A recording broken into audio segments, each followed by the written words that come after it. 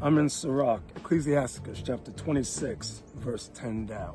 I want you all to understand and meditate on these verses.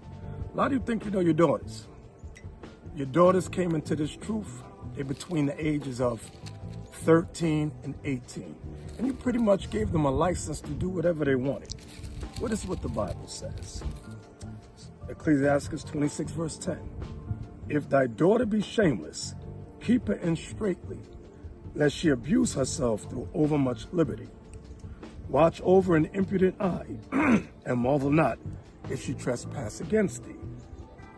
She will open her mouth as a thirsty traveler when he hath found a fountain, and drink of every water near her.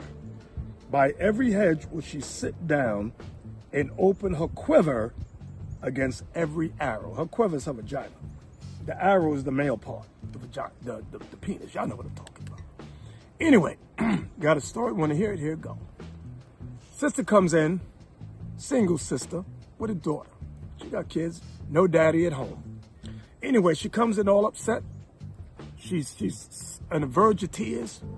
Me and the deacons, what's wrong, sis? What's going on? She says, my daughter, she got kidnapped. I said, that daughter right there? She said, yeah, my daughter got kidnapped. I said, what happened? My daughter was on her way to school about 7:30 a.m.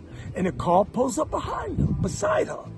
Guy jumps out, puts a black bag over her head, throws her in the back of the car, and takes off to some unknown destination. I said, well, what happened then? The daughter says, well, a couple of hours later, I managed to escape. I said, you managed to escape? She said, I managed to escape. And I ran home. I said, you ran all the way home from where this car took you? She says, yeah, I ran home. I said, yeah, and what happened next? She says, well, I said, wait, stop. The deacons were upset. All the deacons are mad, pissed off. I said, where's the police report? Because I don't believe her. I said, I don't believe her. Some of these deacons believed her. I said, I don't believe her. Where's the police report?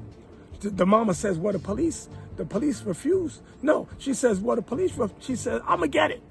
I said, really? Sound like you was going to say the police refused to take a report. She said, I'm going to get the report.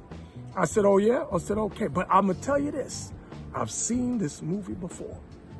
Take it, starring Liam Neeson. I've seen it, where they grab his wife, put in the back of the cab with a black bag over her head. Sounds the same damn thing.